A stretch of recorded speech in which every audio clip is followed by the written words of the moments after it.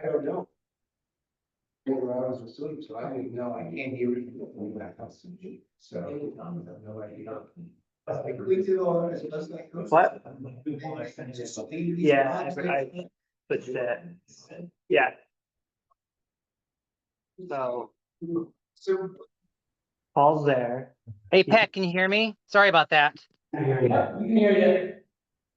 And then you can hear us? Yeah. Are you enjoying the 80-degree weather? Yes. Yeah. No, it's supposed to make tornadoes. So, but anyways, it's all good. Here's some notes. Okay. I'll hand it over to you. All right. Yeah. All right. Well, thanks everybody. I'm Pat Rose, Princeton Hydro with Fred Lubnow, and this is Paul Ganser. If you want to introduce yourself quickly. Sure. My name is Paul Ganser. I've worked with Princeton Hydro on doing kind of the foundational design to figure out how much oxygen Lake Hopatcong would need. We cooperated to do the phosphorus speciation analysis to determine how effective an oxygen strategy would be. And I've contributed so far to the design that Princeton Hydro is going to present to you today. So it's been my background of doing this type of work for the last 20 some or so years. So I'm here for technical support. I'm sorry I couldn't be there in person, but I'm here for whatever questions that you guys have that Princeton Hydro cannot field. So let me know how I can help. At that point, Pat, I'll let you take it away. All right, thanks, Paul. Yeah, this planning grant was funded by the New Jersey Highlands Council. This is the second public meeting. We had the first one back in November of 2023 after we did the first sediment oxygen demand analysis. So we'll recap, a background of why we're looking at oxygenation, a quick review of the sediment oxygen demand analysis, and then show you the preliminary design options that Paul put together. So Fred's going to start with some background information. So just click it like a mouse, man. Thank you. So good evening, everyone. So Fred Lubnow with Princeton Hydro. I'm going to give the background of how we got here. And then really it's going to be Pat and Paul that will go through the details of the actual system, why we're looking in oxygenation, and some more of the details. So I'm sure everyone's familiar with the harmful algal blooms that the lake has experienced over the last few years. Just as a quick recap, what usually ends up stimulating a harmful algal bloom and in freshwater systems, harmful algal blooms are almost entirely caused by cyanobacteria, which are essentially bacteria that pretend to be plants. They can photosynthesize like plants, but they're essentially bacteria. You really need three things to really stimulate a large HAB event. One is seasonally high water temperatures, so they tend to bloom in the summer, of course, when everyone wants to recreate. They like still water conditions or thermal stratification, so not a lot of water movement. And they tend to like high concentrations of phosphorus, so 0.03 milligrams per liter or higher of phosphorus. The other thing they do tend to, so even though we focus so much on phosphorus in freshwater systems, there's been a lot of studies over the last 5 to 10 years to show what will trigger the cyanobacteria to produce the toxins is if they have a lot of nitrogen in water. So that's important because we focus so much on phosphorus, but if you have a lot of nitrate and ammonia in the water as well, that will trigger them not only to bloom, but to produce the toxins. So that's one of the reasons why we always focusing on septic management, pumping out your septic systems. Jefferson's looking into sewering. It's why the state focuses a lot on green infrastructure, because the green infrastructure will remove both phosphorus and nitrogen. So we're all familiar with the big blooms that occurred in June of 2019. That really triggered a lot of the concern and interest over the harmful algal blooms.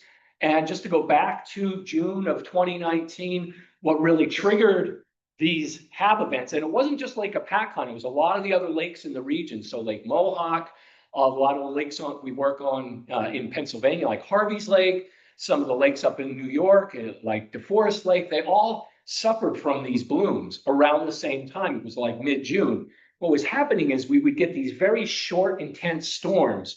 It would rinse the watershed, all the nutrients would go in, and then we'd have a couple days of nice sunny weather. A storm, and then a couple days of nice sunny weather. And this basically fueled all of these HABs.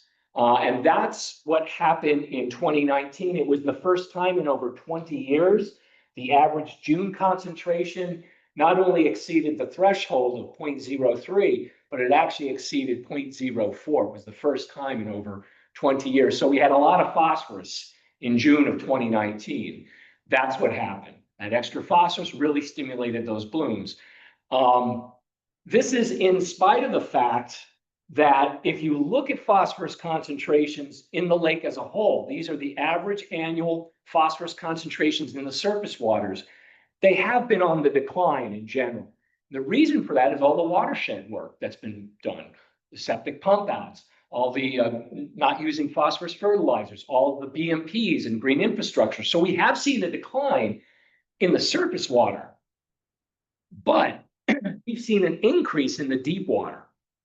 And this is why we're focusing on aeration and circulation, because over the decades, this has increased, this deep water phosphorus. And the problem with that is twofold. Number one, because the summers are longer and drier, they allow more phosphorus to come up from the sediments. Because what happens is when you run out of oxygen in the deep waters, there's a chemical bond between iron and phosphate. When there's no oxygen, that's broken. And so phosphorus starts to leak up from the sediments into that deep water. Now, some of the cyanobacteria and 3 of the genera that are in Lake Hopatcong have what are called gas vacuums. So they can move up and down the water column. So if you ever seen it looks like green paint right on the surface, that's those gas vacuums. They're floating right at the surface. But they can collapse those, sink into the deeper waters and fuel up on that deep water phosphorus. So, and Pat put this together, which showed, so if you look at phosphorus concentrations, they have been on the decline in the surface, yet chlorophyll A, which is a measurement of algae, has been on a slight rise. Again, it's because of that deep water phosphorus fueling those cyanobacteria. So essentially, what happened in 2019 for Hopatcong was a 1-2 punch. So while all the other lakes in June had these halves, again, I'll use Mohawk as an example. In 2 weeks, that half was gone. At Hopatcong, it stayed. Remember 2019, it stayed through the entire growing season. And the reason is those cyanobacteria could take advantage of that phosphorus-rich water. So, and then on top of that, we have data to show that the surface water temperatures have been on the increase over the decades at Lake Hopatcong. Not only the surface waters, but the water immediately over the sediments. Yes. So it's in the center of the lake, I would say deeper than like 20, 30 feet. It's below what's called the thermocline. So if you've ever jumped into a lake and it's nice and warm, and then all of a sudden it gets cold a little deeper, there's a sharp change in density and temperature. So you have that warm, well-mixed water. You get down maybe about 20 feet, 30 feet, you'll get that sharp decline, and then you have no oxygen underneath that. In other places, and you're referencing that as 20 to 30. Well, I can give you. Consistent through all of these studies?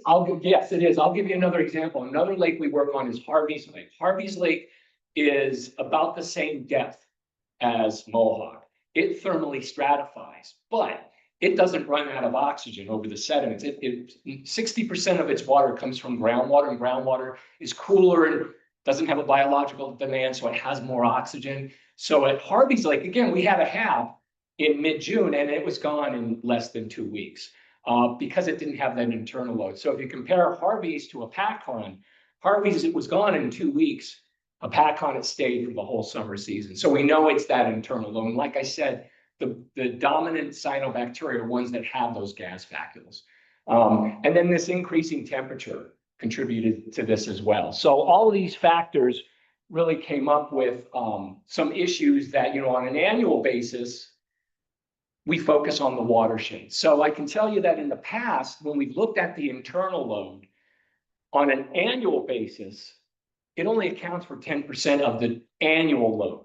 So what we did was after 2019, we had a 30-year database of Lake Hopatcong. We did an analysis, and what we found was over the last 10 years, because of these longer summers, during the summer season, this internal phosphorus load can account for up to 70% of the available phosphorus.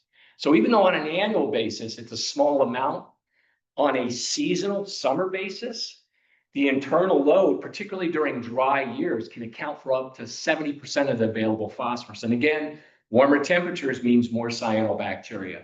So that's why we've been focusing on, okay, we understand watershed management is very important, but now we recognize we also have to deal with the internal phosphorus load in Lake Hopatcong.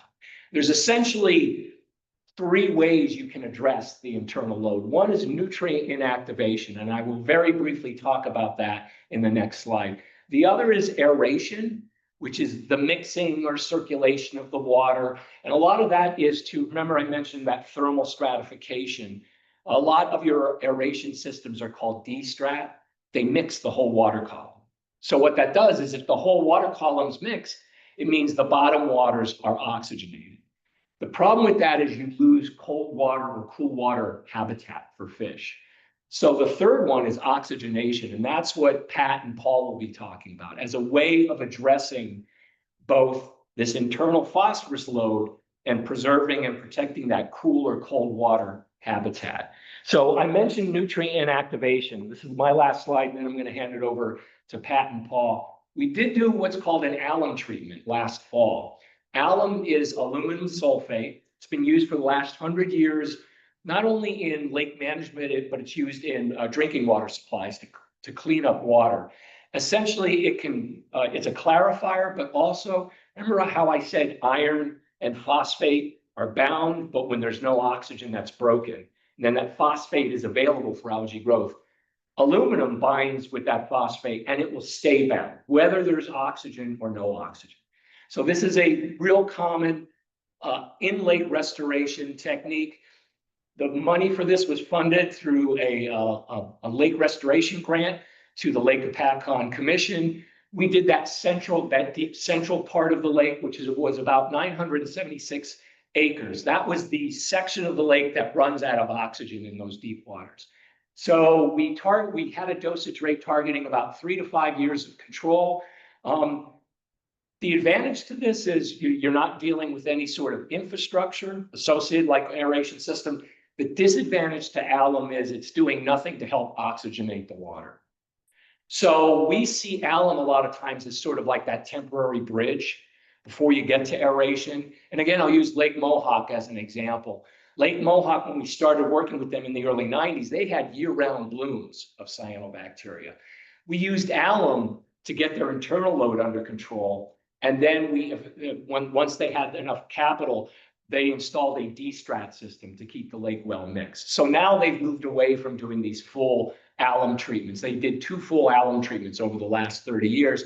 Now they focus on aeration. We sort of see Hopatcong as the same way. The alum, sort of like a bridge to get that good water quality. And now we're discussing oxygenation to really address water quality and the oxygen issues. And I'll hand it over to Pat and to Paul to move forward on the, yes.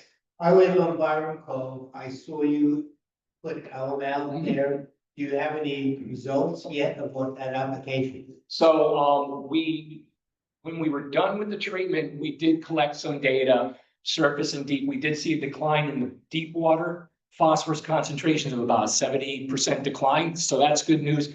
But this year's water quality monitoring will really be the test. So we're hoping for 3 to 5 years of control. I got to say, I was real nervous to do the treatment in the fall because you never know what the weather's like. It was late October, and if you remember, October was extremely dry. So it was bad for our water supply, but we lucked out with the treatment that we got the plankton in. We'll know this summer how Yeah. effective it is, when the lake loses oxygen again for an extended period of time. So yeah, the advantages to oxygenation really over more standard aeration is that you can dial in a specific amount of oxygen that you need just to keep the hypolimnion oxygenated. And I'll talk about over the next few slides the SOD study that we did to calculate that. As Fred mentioned before, it'll help prevent the release of phosphorus from the bottom waters, contributing towards the control of HABs. And then it could also help improve fish habitat like trout and other cool water species that need that colder water. So as I said, the first step in designing this oxygenation system was the sediment oxygen demand analysis. So sediment oxygen demand is comprised of biological and chemical oxygen demand, and it's the predominant contributor to oxygen demand in the lake. So all that demand is coming from the sediment primarily, rather than the biological demand, in the water from fish and other organisms, which does contribute, but it's primarily coming from the sediment. And so Paul Ganser came out here in April of 2023, and we did the SOD analysis. And it was the first steps. And then we also collected samples for phosphorus analysis from all of our 4 stations. So for the SOD stands for sediment oxygen demand. For this analysis, we deployed 4 of these chambers in the deepest section of the lake, right outside of Van Every Cove. The way it works, 3 of these have an open cavity, so it's open under there, dropping it to the deepest section of the lake, so it's in contact with the sediment. And then there's oxygen sensors inside of each chamber, and we simply measure the rate of depletion of oxygen over a 24-hour period. The 4th chamber is closed on the bottom. There's pumps in it. That's to measure the water oxygen demand, so we can subtract that out from the sediment oxygen demand to get our true SOD. So this is the results. It's kind of technical, but basically of the 3 SOD chambers that we had, we got good data in 2 of them.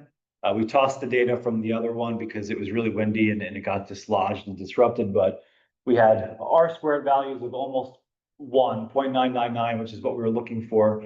So our average SOD in grams per meter squared per day was 0.8.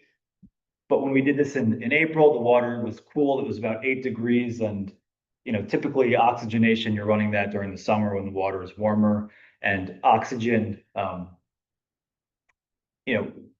oxygen is consumed at a higher rate when the water is warmer. So Paul corrected those to higher temperatures, 15 and 20 degrees, to check out, various depletion rates. So we were using, I forget the exact one, but closer to 1.1 to account for that warmer weather during the summer. And these are the results from our sediment samples.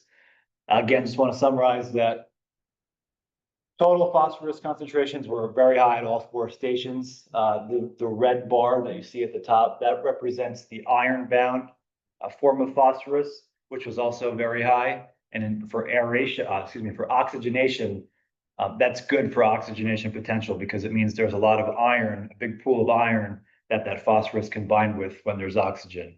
Like what Fred was talking about before, when that oxygen is lost, that bond breaks.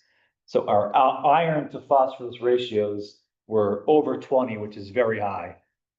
So to summarize, the SOD in Lake Hopatcong is very high. This supports the data that we've collected over the past 30 years. The iron to phosphorus ratios exceed 20. I think Paul usually uses a threshold of about 15, where you would consider oxygenation. That was from literature values. So we had exceeded that. And, basically what we knew is that Lake Hopatcong is a good candidate for an oxygenation system. Then we'll get into the designs that Paul put together. Paul ended up putting together 2 alternative design options. The first is we call this the primary one, the full oxygenation system, and it uses 2 technologies. And I'll talk more about these different technologies over the next few slides, but the full oxygenation system would use oxygen saturation technology, or OST, and direct injection oxygenation via line diffuser. And again, I'll show some diagrams. The second system is a hybrid oxygenation system, and it uses those same 2 technologies, but it also incorporates some air mixing, which is more like standard aeration. And the reason we put the second one together is that using that diffused air mixing would push the depth of the thermocline down, shrinking the anoxic zone and reducing the oxygen demand in the lake. So it would be essentially a cheaper option, because there'd be less oxygen that you'd have to supply to the lake. And all of the oxygen for these designs would be generated on shore through it's called nitrogen stripping technology. rather than, we wouldn't be bringing in oxygen from tanks. It would be produced on shore, which is, like the safer way. So can't really see the titles here, but this is oxygen saturation technologies. This is actually developed by Paul Ganser, and this is a good diagram. So for Lake Hopatcong, there'll be a series of these chambers throughout the deeper sections of the lake. So the way it works is oxygen is generated on shore from a compressor building that would have a compressor, oxygen generator, things like that. It's transferred to a mixing chamber at the bottom of the lake. Simultaneously, there are pumps hooked up to the chamber. Anoxic or water with no oxygen from the bottom of the lake would be withdrawn into the mixing chamber, mixed with that oxygen gas, and then discharged back out directly over the sediments laterally as oxygenated water.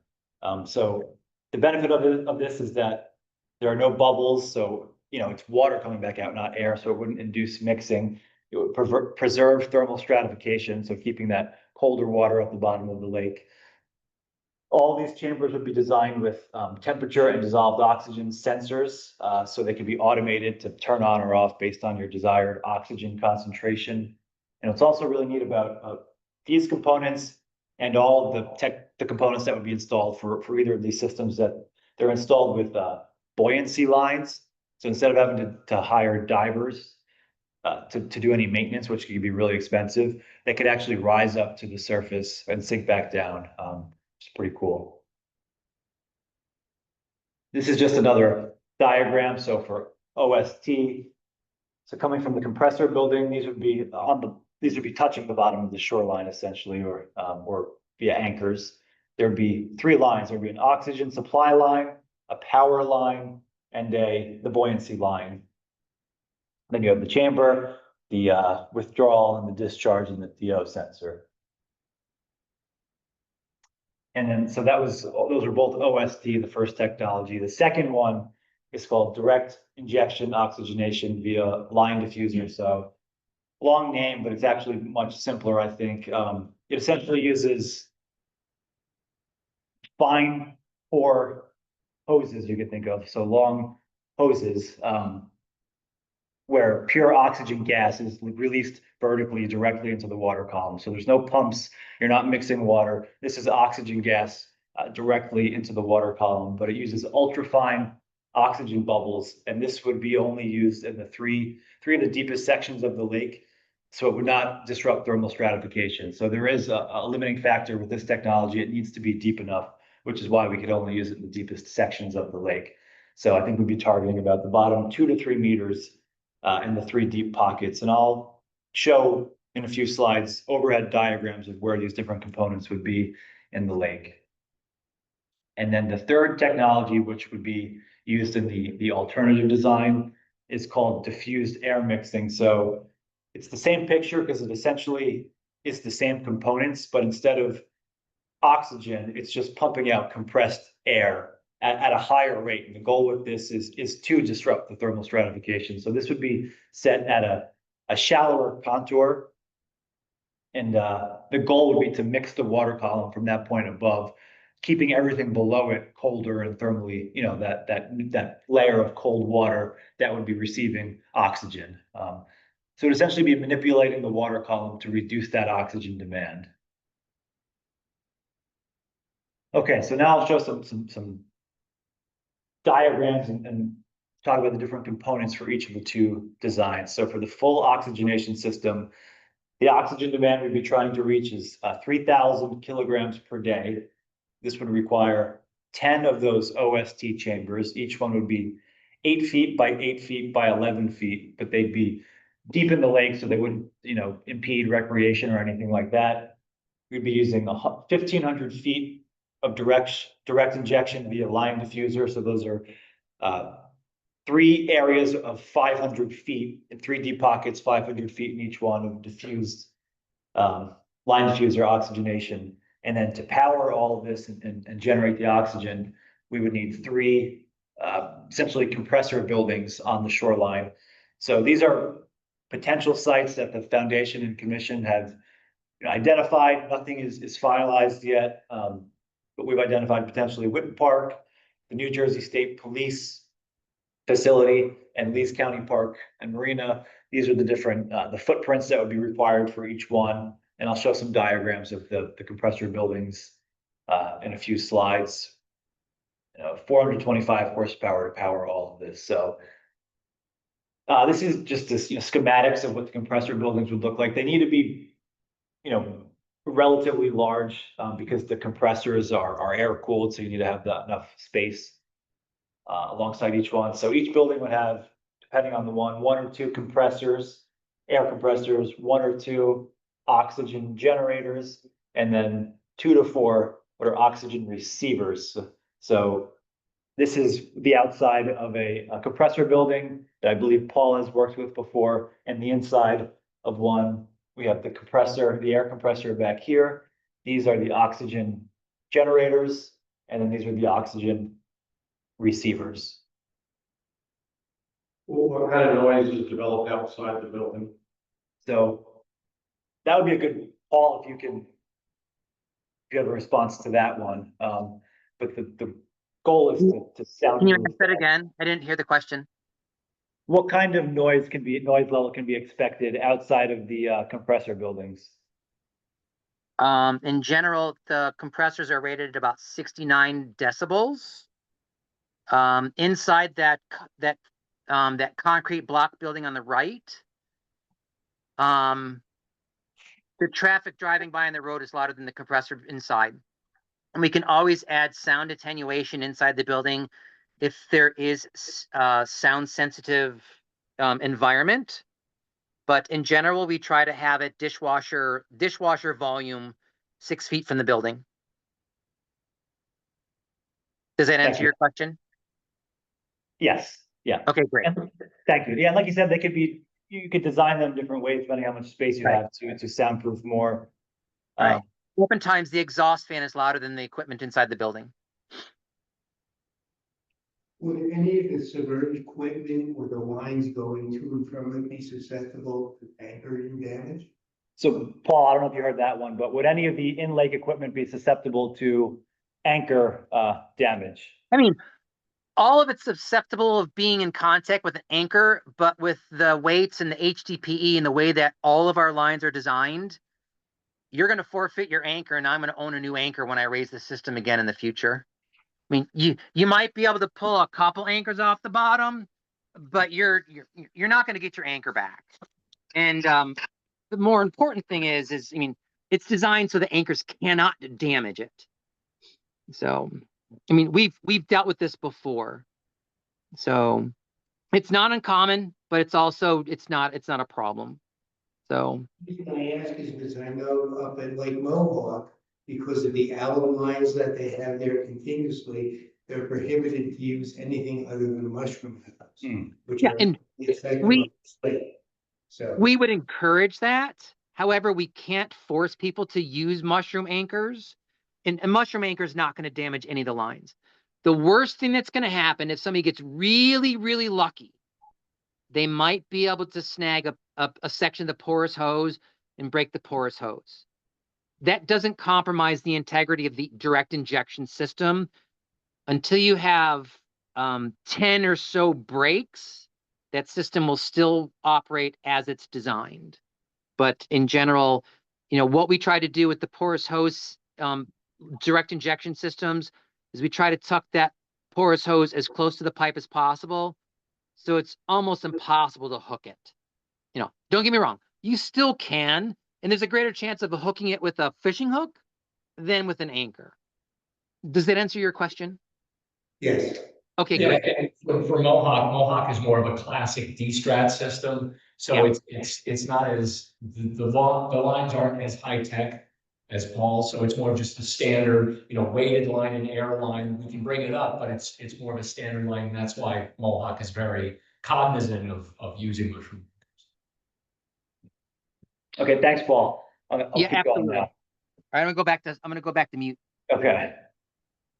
Yeah, and one of the last thing I'll add, the benefits of the buoyancy line is that I know from us working on Mohawk and other systems where if you don't have that, you basically have to sometimes rip up all the lines The first system at Mohawk, it was this is back in the mid-90s, it was literally a line of bricks tied to it, because we had to tie all the bricks on and lay it down, and bringing it up, it was a real pain. So having this system now, having a buoyant line that you can bring it up makes it far easier with maintenance. And there is, annual, biannual maintenance required to keep the system running, which that would be incorporated in.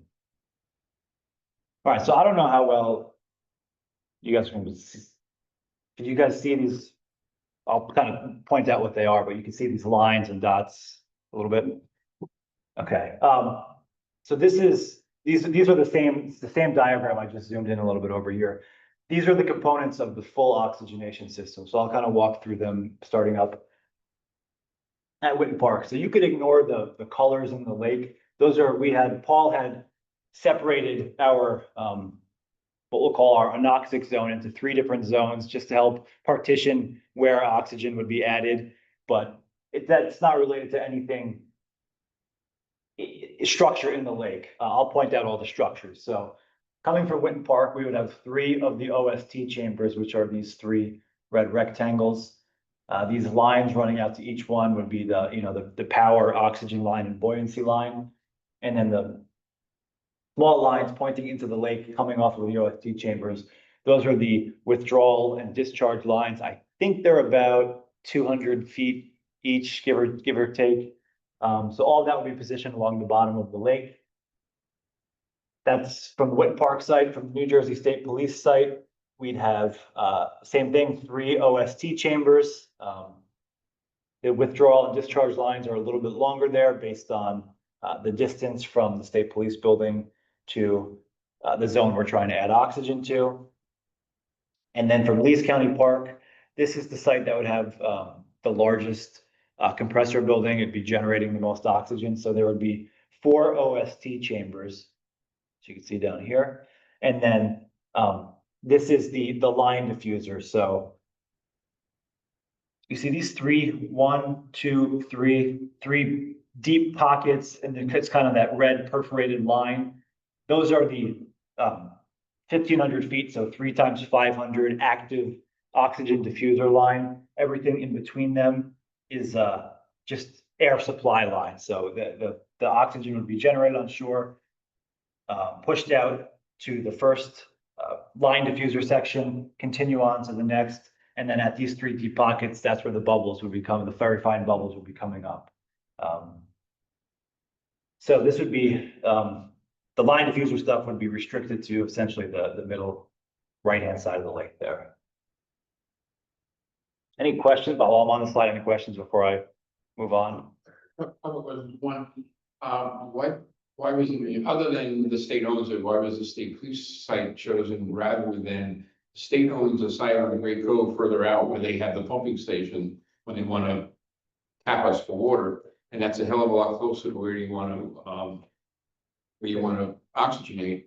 There was no indication that the state still owns it. Really? Yeah.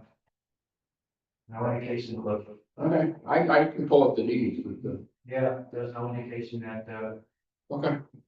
And second part, it doesn't go up, it doesn't extend up into Byron Cove, which is deep enough to clearly. Yeah, so- System. To the second one, Paul, we're aware of that. So Paul, we know that it goes anoxic up there.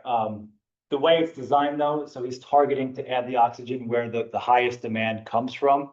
And then that should spread because that bottom layer, the hypolimnion is mixed, should spread throughout. So the goal, yes, is to, if we're oxygenating, we have to oxygenate everything. So it would, restore oxygen to Byron Bay as well. Because, as one of the deepest coves, it was amazing to some that we had the hat. Yeah. Totally unexpected. Because we have a station there. I know it goes anoxic during it's like at least Right. 8 or 9 meters deep. It's pretty deep over there. And to your point about the shoreline sites, the Foundation and Commission did a lot of work to find sites, but if nothing's set in stone, if we could get sites closer to the lake, it would make the system cheaper. So it was difficult finding sites, obviously, because of how built up the shoreline is. there are certainly better sites. These are the ones that were accessible as of this time. Okay. You know, we were talking about it in the boat today, because there are still a lot of the old, paper roads, rights of ways that are out there, a number of them owned by Hopatcong that are typically 35 feet wide, that are just not used. And you could get some equipment in You're there. also about trying to buffer, not right up against. Yeah. The residences, knowing it. Houses can be 2 feet away from each other. Yeah, that's true. Yeah, but again, those shoreline sites are not set, so if other things pop up, we obviously, we want to get, ideally, we'd have one right here, you know, that's a house, so. Okay, now I'll describe the hybrid system, so. The oxygen demand is reduced from 3,000 to 1,200, so a big reduction. We would only need 4 OST chambers instead of 10. We would still have the same 1,500 feet of direct injection. But we would also have 4,500 feet of the diffused air mixing, which I'll show on the next slide. And then instead of 3 compressor buildings, we would only need 2. So it got rid of the Witten Park site, and the total power requirements were reduced from 425 to 260. So again, these are the same diagrams, just zoomed in. So everything up here, you know, was displaced. Only 2 OST chambers coming from the state police and 2 coming from Lee's County, the same line diffuser system. But what we added is this diffused air mixing. So from here to here is where we have that active diffuser line. This is just a supply line. So the goal there would be to mix, I forget what exact depth this is at, but the goal would be to mix the water above that. So deepen, push the thermocline down a few meters, while still keeping all this area below, all this colored area below that depth, you know, stratified, it's separated from the epilemion. But it really reduces the volume of that anoxic zone. I think it drops it down to 10 meters deep. Okay. I think at 10 meters, we're trying to push the thermocline down to about 30, between 30 and 35 feet. What's the depth on that contour line right where the middle, or is that my line that says 4,500? That's your line, it says 4,500, I think. Is there a depth contour on the bottom left-hand side of the screen? It's hard to see on our screen because it's very. Oh, okay. Oh, right. And all we're trying to do is we're trying to promote that thermocline boundary to be at this equal depth that is normally seen in August. So we're not really doing anything to manipulate the lake. We're just accelerating its depth to match what it is later in the season, keeping that deep all season long. Does that make sense? Under this option, wouldn't the area directly over the bottom still be anoxic, and isn't that where you're getting most of the conversion of the phosphate, the release of the Yeah, phosphate? so anywhere under here would be separated, but all of this oxygen would be oxygenating the area below that diffused air mixing line. That makes sense. It's going to oxygenate that, the blue. Yeah. Everything that you see in blue is going to be our focus oxygenation zone. Everything above that should be actively mixed and be pretty much at saturation at temperature. And these are depth contours, so. What does the fishing club think of changing the thermocline? Well, the way, it's important for all of us to not completely de-stratify the lake. We don't want to do that. But the way it's set up right now is that during the summer, anywhere below 5 or 6 meters, there's no oxygen anyway. So we would be only enhancing it by adding oxygen to the bottom of the lake. Right. And again, this layout does nothing more than promote an August thermal structure in June. So the fish experience that same thermal structure later in the season, except this time there's going to be oxygen in that deeper part. But again, we're not doing anything that isn't occurring naturally. We're just promoting it earlier in the season. I think what the trade-off too is, right now you have suboptimal carryover habitat for trout. Right. So what you're doing is you're making a smaller zone of optimum habitat for trout. So instead of having a larger suboptimal, now you're going to have a smaller but optimum habitat. So it should be good for the fish, especially over July and August when they're really struggling with high temps and low DOs. Sorry, I'm just a little confused. The white line or from back here, what looks like the white line on the left side of the lake now. That's the part that's different from the other system you showed us. That's what this hybrid. This is the addition of this, yeah. What is that line? So it's pushing, think of a long porous hose on the bottom of the lake in this section, pumping out air bubbles to mix the lake. That's the mix. Yeah, yeah. And those will rise to the surface, like we would see the bubbles. Yeah, Yes. yes. You're correct. You would see those bubbles. You would see those bubbles, yes. Yeah. And how big an area is that when they come up? Is it 10 feet? Is it 20 feet wide? Like, Wide? 45 feet. The No, active how- mixing zone of the how- plume is about how 45 wide? feet wide. How wide? Yep, about 45 feet is the active mixing zone of the plume. However, the water, it's designed to move the entire upper volume once every 24 hours. So I think the upper volume was on the order of 1.3 billion gallons or 1,100 million gallons. That plume is designed to move that entire upper volume once every 24 hours. And so What you- it's designed is, it's more of designed as a very efficient airlift pump than anything else. It's designed to move a lot of water. And Paul, correct me if I'm wrong. So you see bubbles rising up, but they're not like. Oh, no. They're not like bubbling on the surface.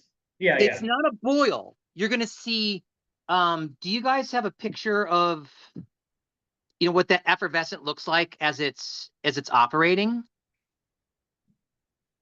Do we? Yeah. I mean, I have, well, I don't have. Not with I that. pocket, but that's something we can include in Yeah. the presentation. But I mean, you're not gonna see this large, boil of bubbles. Unlike a Vertex diffuser head that creates a huge plume. You're gonna see these intermittent stitches of about 10 feet, every 15 feet of very, very active bubbles. But again, if it's windy and it's choppy, you won't see them. I mean, if it's dead calm, yes, you'll see the bubbles out there, but they're not this large bubble pattern that you're traditionally seeing for different types of aeration systems. Thank you. Again, it's designed that we could potentially run it at night and not run it during the day if we have good mixing in the upper water column. If we've got good mixing, it doesn't need to operate. We only need to operate to maintain those conditions. So, and again, this is what the first couple years of operation would do, is would dial in how to operate it to optimize both energy savings and habitat and aquaculture and structure. So at the moment, how often would this run each day? How many hours a day? Which the mixing part or everything? Paul, did you hear that question? Not all of it. So the diffused air mixing line, how would that run 24 hours a day? How often would that run during the day? I would not want it run 24 hours a day, because it's gonna mix more than we want. We would probably run it for 12 hours a day, maybe 18 in the summer when it's really, really hot. And I have to break up any warm water that's formed on the surface. But in general, I would not want it running 24 hours a day. It's going to create too much mixing. Does that make sense? Yeah, the one thing Paul mentioned that I don't want to emphasize, the reason why we came up with this hybrid system was to reduce the costs associated with energy as well as capital costs. I mean, that was one of the reasons why, we sat down with Paul and said, okay, we understand the cost associated with the full OST system.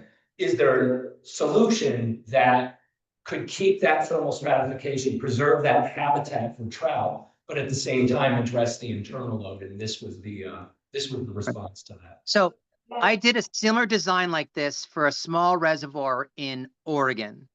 And the reason why we had to do a diffused air mixing and an OST is because that reservoir itself fluctuates about 30 feet throughout the year. So what we wanted to do is we wanted to make sure that we could maintain active mixing of the upper water column, whether it was 5 feet thick or 35 feet thick.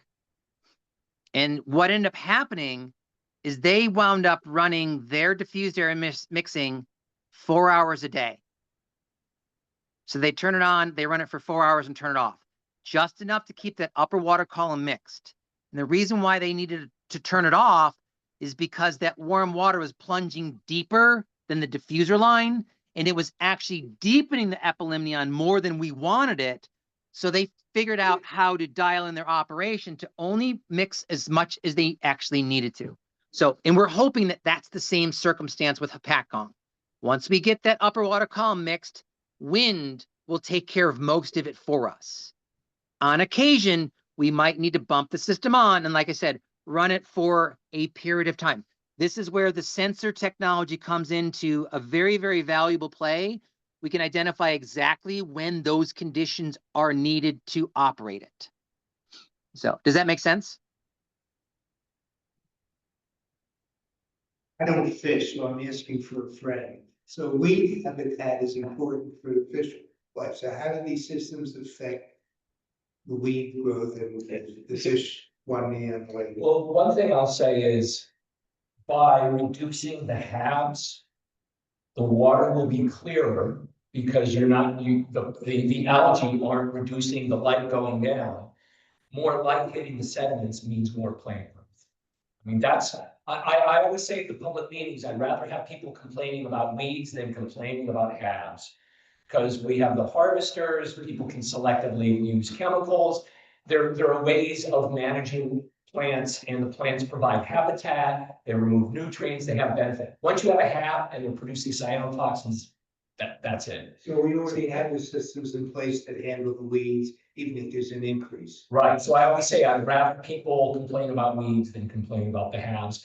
Reducing the severity of the halves by reducing the internal load should increase clarity, which means more sunlight hitting the sediments, which means more plants. Your weeds aren't really growing in the stratified zone. Yeah, right. Correct. It's deeper Well, than. Fred, what is your maximum summer secchi desk depth now? Yeah, I mean, we're Year and a half, maybe. Yeah, the last few years, they haven't been great. It was like since 2019, the clarity of the lake flipped ever since those halves. I mean, we had the halves and then we had those mild winters. So, and the halves start in the shallow areas. Right. So that's the Army Corps project we're working on now. We're focusing on dealing with halves in these shallow bays and coves. Right. And they start at the beginning of the season. So in general, oxygenation strategy and improving water quality, it will not be uncommon to see a secchi disc of 3 meters. Yeah, I mean, we haven't seen a second depth of 3 meters in a Hopatcong for at least 15, 20 years. Yeah. So the project that we did on the Cape, we went from 1 meter secchi disc to 4 meter secchi disc within 3 years. So Wow. that's almost seeing the bottom in the middle of the lake. The lake's only 17 feet deep. And they were getting, like I said, a 4 meter secchi disc in July. So, and that's a lake with a lot of iron, and all we did there is oxygenate. We just did oxygen. So. I just have one quick question. So this design versus the first design you showed us, are they meant to achieve the same outcome? Yes. Yes. Controlling, the main goal of these systems is to control the internal phosphorus load with a secondary benefit. Same amount would be achieved no matter which of these got chosen. Yes, the goal is to yes, just achieving it in different ways. Okay, so preliminary cost estimates. I should have put this bullet first, but final cost will be determined by two main factors. One, either the full oxygenation system or the hybrid, and two, the location of the compressor buildings really has a big impact on the final cost in terms of the capital cost of the amount of wire and line that you need to put in, but also the maintenance, the operation cost. The closer that your shoreline compressor buildings are to where you want to oxygenate, the less power you're going to need to move all that oxygen and air there. But the preliminary cost estimates Paul put together vary between 3.5 million and 6.5 million for a capital cost, with annual operation and maintenance costs in the 200,000 to 300,000 per year range. So Obviously not an inexpensive system, but there's, just a lot of infrastructure that would be involved with these systems. What Pat's not telling you is that by year 5, your operational cost should be down by about 20 to 25%. Because as we pay that sediment debt, our oxygen demand actually goes down. And we have documented proof. I have a publication on this from 2019. After several years of proper oxygenation, your sediment oxygen demand does decrease, and you find that you're operating your system less. The perfect example is this is, again, I'm going to refer to the Cape Cod project. We had a 56% reduction in electrical usage starting year 4 compared to year 1. That's because we satisfied a lot of the ammonia debt that was in the sediment and the actual muck debt that was in the sediment. And once the first years are hardest. These numbers are going to represent first year operation. Come year 3, year 5, we should see, like I said, a 10, 20, 30% reduction by year 5. So. Thanks, Paul. Yes, Yep.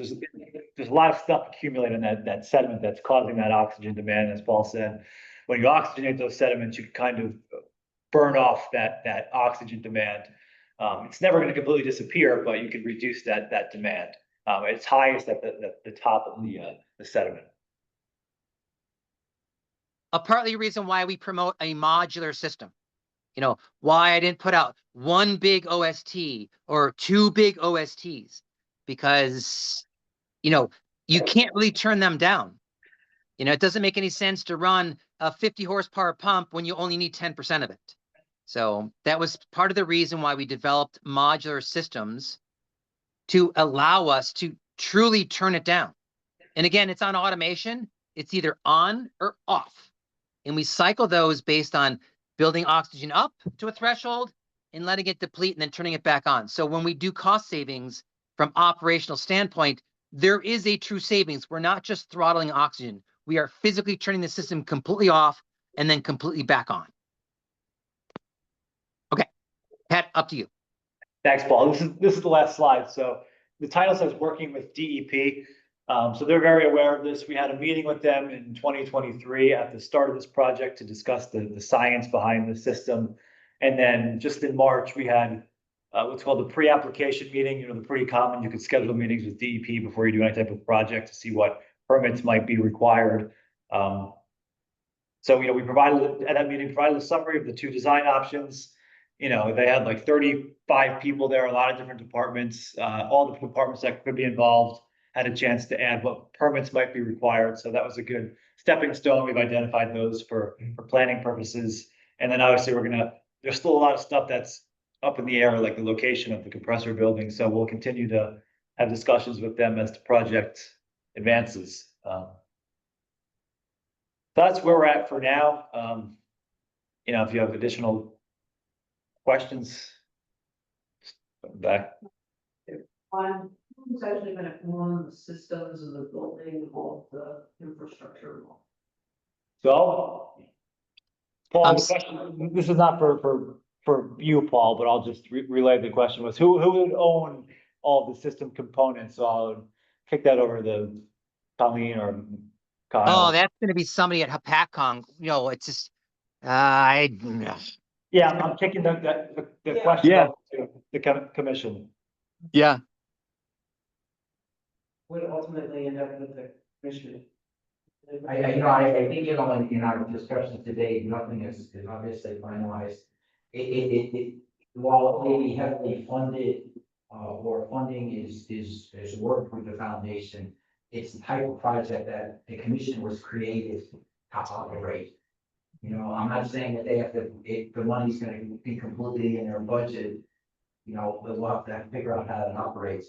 But it is the type of a system that the commission was made to it's within their mission and created to operate things like this on Lake Hopatcong. It's sort of like the lean harvesting program. Exactly. Right, other quick question, can I just finish this? Yeah. Sorry. The maintenance numbers that you put out, does that include powering it or is Yeah, it power? yes. That is, That's a heavy part of it. okay, so that'd be you guys servicing all the. So that was mostly power. The cost is mostly Yeah. power. And then, maintenance is, yeah, somebody, there'd be, it doesn't, all the components don't need maintenance every year, but that's built in on an annual, basis, a cost. Some things are every 8 years, some are every 4 years, I believe, some are every 2. But that's everything. So does the ultimate cost through the commission come from the state? Are there federal funds that are available for something like this? And is this something that could be bonded, or is it just strictly grants? That's again, a good question for Commission on Foundation, probably a combination of a lot of what you just I said. know, just as someone who, works with the North American Lake Management Society, we've been working for the last few years to try to resurrect the 314 program under Clean Lakes. So 319 focuses on watersheds, 314 focuses on in-lake. Is it federal or state? That would be federal money, and usually like 319, it's federal money that's then given to the states.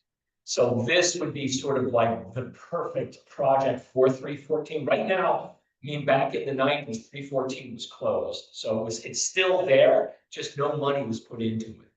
So for the last few years, we've been working with some federal legislators to try to get funding back into 314. The way the federal government is now, I don't know how that progress is going to move forward, but we're continuing to work on that. There might be some state funding. I mean, DEP has had lake, restoration funds available. That might be a source. There might be some other sources that we're looking into, but yeah, it's extremely expensive, but 314 would be the perfect program for this type of project. Fred, you could consider reaching out to the folks at Manasquan. I know that they're pursuing an oxygenation project, and I don't know how, but some way, somehow, the state or some organization is involved in that, that's going to reimburse them for their capital cost, and they're responsible for their operational cost. Now, that may be due because it's a water supply reservoir and it's different funding. Yeah. But I know that there's stuff out there like that.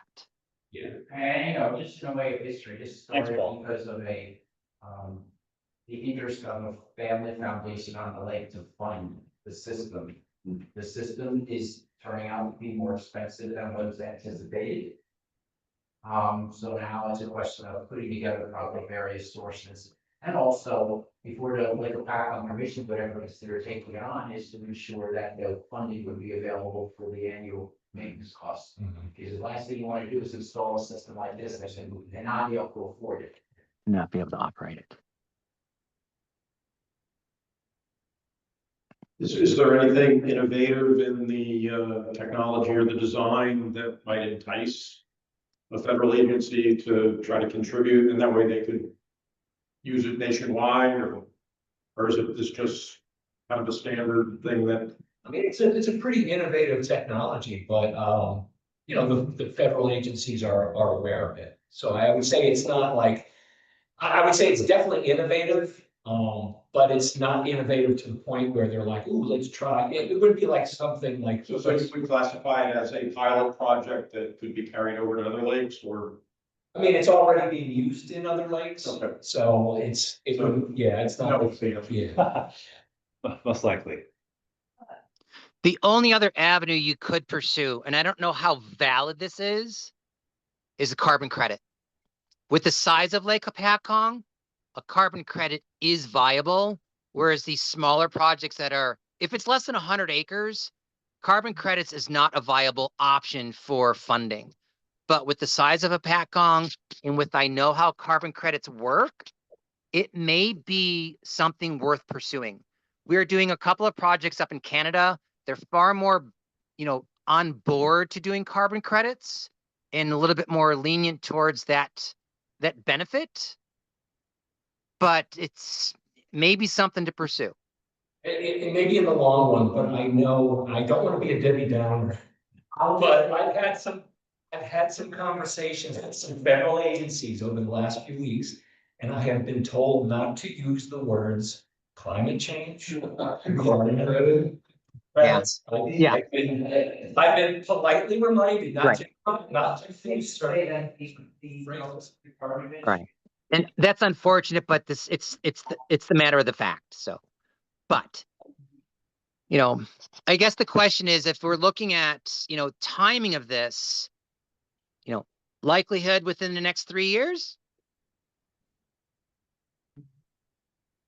Right, yeah. So, I mean, before we take it off the table, I mean, again, we don't want to go out there advertising that this is what we're doing, but it doesn't mean that we can't have it in the back of our mind, having it in place. So again, I'm just throwing out any possible idea or option that I've come across. I think it's Yeah. really important that this study was completed. Yes. Because now we have something where we have an on-the-shelf project that if we can find the funding for, we can move forward with. Without all this work, we could not move. Yeah, I mean, here's a positive note. Before 2019, any idea of sewering Jefferson was not being considered. And then when the haves hit, there was serious discussions about sewering, and now Jefferson's, revising their sewering plan. So, yeah, and it's because they did that first study that was the foundation to update. So there's something that was like exactly what you're saying, Marty. It was something that was done, didn't happen overnight, but there was a response to that and some funding. Windows open up. I mean, for us, coming up with $5 million would be a lot of money. Windows open up Yeah. in the government where that kind of money is not a lot of money. And quite honestly, we've had this discussion internally. If we could put it on the lake, I feel very confident in saying we will find a way to annually fund it. Yeah, and it's a big jump, Kyle will put the knife in my back now, but the point is, there are ways of coming up with $200,000 a year. And it's the right thing to do. Yeah, Army Corps, they have a HAP program. I mean, the next round that comes up in 2016, I can certainly ask. Yeah, for 2026. No, I mean, what, this is so important, the work that's been done, but it's not a project that is now currently funded. And, but it does open up the ability to now go get the money and then figure out how we would maintain it on an annual basis. You were gonna ask about Mohawk? Yeah. There's 2,000 families in that community, so yeah, they, as part of their dues and as they use their facilities for weddings and stuff like that, my understanding is a lot of that goes to their lake restoration. So and I gotta say, in addition to the alum treatments, the D-strat system, they did a lot of green infrastructure. They were one of the first communities to ban phosphorus fertilizers, did mandatory pump outs. They've installed, I think, 12 or 14 large settling catch basins. So they've done a lot over the decades. And they brought their halves down to actually last year, 2024, the water clarity in Mohawk was better than it was at Hopatcong. It's the first time I've ever seen that. So That's huge because, when I was, in my 20s and you go swimming in Lake Mohawk, you couldn't really swim in Lake Mohawk. It was really disgusting. I mean, they had like when I started as a consultant with Steve Souza, they literally had year-round blooms of cyanobacteria. It was so bad. Yeah, now, but that's something we don't have. We don't have the ability to just say every homeowner on the lake is gonna, now pay into, an annual maintenance fee for this. So we realize that. So, we have to be a little bit more creative. There's another lake north of New Jersey that put in an expensive system like this. But they did. They put it off on the homeowners association and that's just funding it. Separate from Lake Mohawk. So. We have. $2,000 times $100 is $200,000 a year.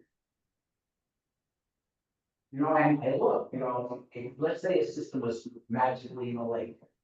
Could you perhaps ask each town for a partial contribution? Everything's on the table. We probably prefer not to do that because we realize it would be the easiest ask.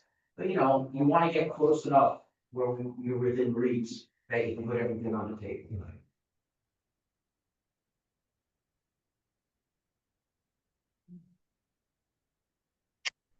All right, well. I think that was it. So thank you, Paul. Yeah, you guys all set? I appreciate you Yeah. guys coming together and having this conversation. Like I said, I'm sorry that I wasn't able to be there, but Brett and Pat, you guys did a great job. I couldn't have done any better myself. Oh, thank you. Thanks, Paul. Really appreciate all your expertise. So absolutely. I'm available if you guys have any questions, you know how to reach me. But let me know what I can do to help. All right, thanks, Paul. All right, you guys take care. Travel safe. Bye. Yeah, to again, be a little more positive, what I will do is I will reach out to Army Corps. Because, right now, they're already moving forward with, 2025. I'll ask them about 2026. They do have a HAB initiative program. It has to focus on controlling HABs. This would fall into that category. Now, I don't know how much money to be perfectly honest, they probably don't know how much money they'll have in 2026. But they have a program for this type of work. And I can certainly ask them to keep Lake Hopatcong in mind for next year. So I can certainly ask.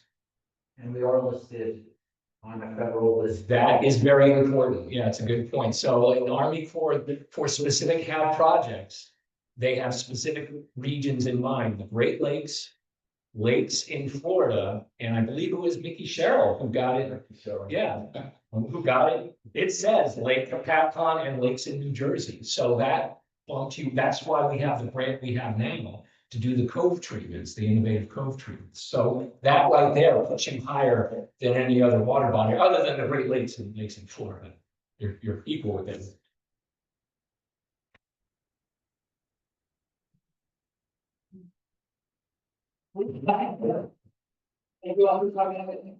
Have any questions, you can email them or myself, Kyle at know. Or email. Thank you, everybody. Yes, thank you. And if there is if you didn't do it, there's a sign-in sheet at the beginning so that we can tell the grant people. Sign up. Yeah, you have to sign up for 50,000 fees.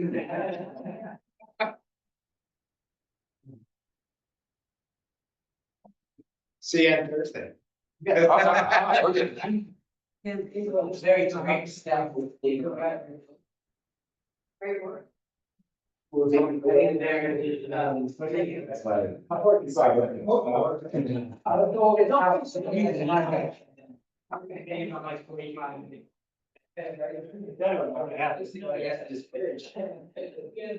You would take your car out. Not near as much as I used to. Music, podcast, All of the above. Turn this into like, they were gonna put a dump in here, if you couldn't get any. Oh, yes, it's. It's like that. That's the joke. But you gotta keep, you gotta.